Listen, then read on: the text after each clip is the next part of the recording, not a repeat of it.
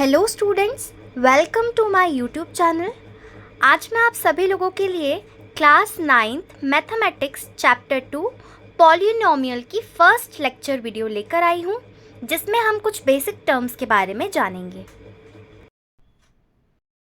तो बच्चों, चैप्टर का नाम है पॉलिनोमियल। तो सबसे पहले तो हमें पता करना पड़ेगा कि पॉलिनोमियल क्या चीज है, पॉलिनोमियल कहते किसे हैं। तो आप देखिए डेफिनेशन क्या है पॉलिनोमियल की। Expression containing variables and coefficient. Expression containing variables and coefficient, ऐसा एक्सप्रेशन जिसमें क्या क्या मौजूद हो, वेरिएबल्स और कोएफिशिएंट। तो अब आपके दिमाग में सवाल आएगा कि ये वेरिएबल्स होते क्या है, वेरिएबल्स हम किसे कहते हैं और कोएफिशिएंट क्या है। तो सबसे पहले हम जानते हैं कि वेरिएबल्स किसे कहते हैं। वेरिएबल्स किसे कहेंगे हम, जैसे कि आप ये एक्सप्रेशंस देखिए। यहाँ पर आपको फर्स्ट एक्सप्रेशन में दिख रहा होगा x, यहाँ पर 3x to the power 4 minus 7x square plus 2x minus 3। तो आप देखेंगे यहाँ पर इस एक्सप्रेशन में जो x है उसकी वैल्यू अननोन है, मतलब हमें नहीं पता x क्या है। x2 भी हो सकता है, x1 भी हो सकता है, x की वैल्यू 0 भी हो सकती है, x कुछ भी हो सकता है। ठीक है, तो हमें x की वैल्यू नोन नहीं है, x की वैल्यू क्या है यहाँ पर, अननोन है। x कुछ भी हो सकता है, तो जिसकी वैल्यू, जिस भी चीज की वैल्यू हमें नहीं पता वो हमारा क्या हो जाएगा, वो हमारा वेरिएबल कहलाएगा। नेक्स्ट एक्सप्रेशन में भी देखिए x जो है वो हमारा क्या है, वेरिएबल है। थर्ड एक्सप्रेशन में आप देखिए यहाँ पर y जो है वो हमारा वेरिएबल है। तो वेरिएबल क्या, वेरिएबल किसे कहेंगे हम, जो भी हमारा अननोन होगा, जो भी हमारा अननोन होगा वो हमारा वेरिएबल होगा। अब अननोन कुछ भी हो सकता है, अननोन x हो सकता है, y हो सकता है, z हो सकता है, a हो सकता है, t हो सकता है। कोई भी चीज जिसकी वैल्यू, जिसकी न्यूमेरिक वैल्यू हमें नहीं पता, वो हमारा हो गया वेरिएबल। अब जल्दी से इस पार्ट को नोट डाउन करिए, फिर हम आगे बढ़ते हैं कोएफिशिएंट समझने की ओर। कोएफिशिएंट मैं आपको बहुत अच्छे तरीके से एक्सप्लेन करूंगी, सबसे पहले आप इसे नोट डाउन करिए। जल्दी से वीडियो को पॉज कर लीजिए, फिर इसे नोट डाउन करिए, हम आगे बढ़ते हैं। अब सबसे पहले यहां पर हम समझेंगे कि कोएफिशिएंट हम किसे कहते हैं। तो आप ये एक्सप्रेशन देखिए, ये एक्सप्रेशन क्या है, 9x cube plus 7x square minus 3x plus 8। तो आप इस एक्सप्रेशन में देख सकते हैं कि चार टर्म्स है इस एक्सप्रेशन में। ये पहली टर्म है, ये दूसरी टर्म है, ये तीसरी और ये चौथी। टर्म्स किसे कहते हैं, प्लस माइनस अगर बीच में आ जाए तो वो दो टर्म्स को सेपरेट करता है। ये एक टर्म हो गई, ये एक टर्म हो गई, बीच में प्लस है, यहाँ पर माइनस आ गया, यहाँ पर माइनस है, तो ये हमारी एक टर्म, ये हमारी एक टर्म। तो बीच में अगर प्लस माइनस आ गए तो उनके आजू बाजू वाली जो होती हैं वो टर्म्स होती है। मतलब टर्म्स को सेपरेट करने के लिए हम प्लस और माइनस का यूज करते हैं।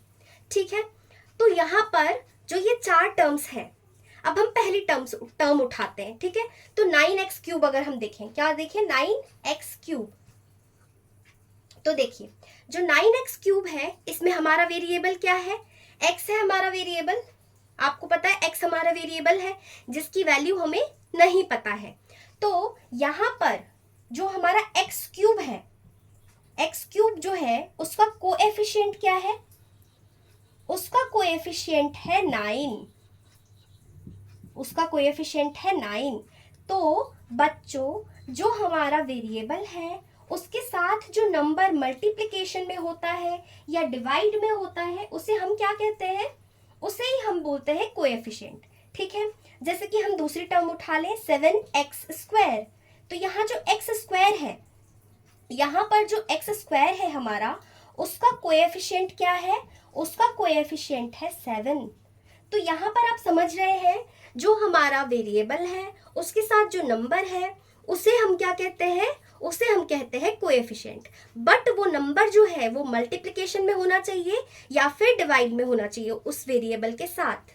जैसे कि आप यहाँ देखेंगे 8 जो है ये भी तो एक नंबर है ना, बट ये कोएफिशिएंट नहीं कहलाएगा। क्यों नहीं कहलाएगा, क्योंकि ये वेरिएबल के साथ ना तो मल्टीप्लाई हो रहा है ना ही डिवाइड हो रहा है, इसका कुछ और नाम है, वो मैं अभी आपको बताऊंगी। तो सबसे पहले आप समझ गए कि वेरिएबल किसे कहते हैं, जो अननोन वैल्यू है, जिसकी वैल्यू हमें नहीं पता, वो वेरिएबल हो गया। कोएफिशिएंट किसे कहते हैं? जो वेरिएबल के साथ जो नंबर मल्टीप्लाई में है या डिवाइड में है वो हमारा कोएफिशिएंट हो गया। अब जैसे कि -3x है, ये हमारी थर्ड टर्म है, तो अब बताइए -3x में x का कोएफिशिएंट क्या है? -3x में x का कोएफिशिएंट क्या है? -3। क्या है? -3। तो यहाँ पर बच्चों जब भी हम कोएफिशिएंट की वैल्यू बताएंगे तो हम उसके साइन के साथ उसकी वैल्यू बताएंगे। अब यहाँ पर पहले दो केसेस में क्या था? साइन हमारा पॉजिटिव था, तो अगर हम साइन नहीं भी लगाते, अगर हम यहाँ पर साइन नहीं भी लगाते तो ये चीज़ नोन है कि भैया यहाँ पर जो साइन होगी वो क्या होगी? पॉजिटिव होगी, ठीक है। बट माइनस के केस में हमें साइन यहाँ पर लगाना पड़ेगा, तभी हमारा आंसर जो है वो सही होगा। तो ये चीज़ आप समझ गए कि कोएफिशिएंट क्या है? वो नंबर जो वेरिएबल के साथ मल्टीप्लिकेशन में है और उसके साइन के साथ उसकी वैल्यू हम यहाँ पर लिखेंगे। तो जो -3x है उसका कोएफिशिएंट है -3। समझ गए आप लोग? तो बच्चों अब आपके दिमाग में ख्याल आएगा कि ये जो 8 है ये फिर क्या कहेंगे इसे हम? इसका क्या नाम होगा? तो देखिए जो 8 है वो हमारा ओनली नंबर है। ओनली नंबर से मेरा क्या मतलब है कहने का? कि यहाँ पर कोई भी वेरिएबल नहीं है, कोई भी वेरिएबल नहीं है। या फिर आप इसे ऐसे भी कह सकते हैं कि वेरिएबल तो है, वेरिएबल तो है, पर वेरिएबल की पावर क्या है? 0 हो गई पावर। और आपको ये चीज़ पता है पहले से, आपने पहले की क्लासेस में पढ़ा है कि जब भी किसी भी चीज़ की पावर 0 होती है तो वो 1 हो जाता है। तो क्या हो गया? जो हमारा वेरिएबल था वो क्या हो गया? गायब हो गया, वो इस टर्म से गायब हो गया। तो वेरिएबल तो गायब हो गया, उसकी पावर 0 थी, 1 हो गया। तो जब भी कोई नंबर इससे मल्टीप्लाई होगा तो क्या होगा? वही नंबर जो होगा वही हमारी टर्म बन जाएगी, वही हमारा आंसर हो जाएगा। समझ रहे हैं आप लोग कि वेरिएबल जो है वो मौजूद है बट उसकी पावर 0 है, तो वो क्या हो गया? गायब हो गया। तो ऐसी टर्म जिसमें वेरिएबल नहीं है, या फिर आप ऐसे भी कह सकते हैं ऐसी टर्म जिसमें वेरिएबल की पावर क्या है? वेरिएबल की पावर 0 है, उस टर्म को हम कहते हैं कांस्टेंट टर्म। उस टर्म को हम कांस्टेंट टर्म कहते हैं। अब आपके दिमाग में एक और चीज आ सकती है कि इसे कांस्टेंट क्यों कहा गया? तो इसे याद रखने का एक और तरीका है। कांस्टेंट का मतलब क्या होता है? कांस्टेंट का मतलब वो होता है कि जो चीज कभी चेंज ना हो, कभी भी चेंज ना हो, वो उसकी वैल्यू हमेशा कांस्टेंट रहे, मतलब हमेशा वैसी की वैसी रहे। अब आप इन टर्म्स में देखिए, जो ये पहले की 3 टर्म्स हैं, आप इसमें देखिए x की वैल्यू आप चेंज करेंगे तो टर्म की वैल्यू भी चेंज होगी।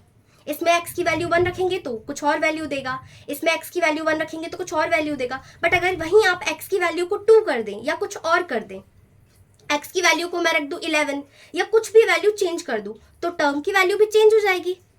तो वैसे ही आप 8 वाली टर्म में देखिए, आप x को कुछ भी रखिए, x को आप कुछ भी रखिए, बट 8 की वैल्यू चेंज नहीं होने वाली, वो हमेशा क्या रहेगी? कांस्टेंट रहेगी थ्रू आउट। तो आप ऐसा भी कह सकते हैं कि जो कांस्टेंट टर्म है वो इंडिपेंडेंट ऑफ वेरिएबल होती है। क्या होती है?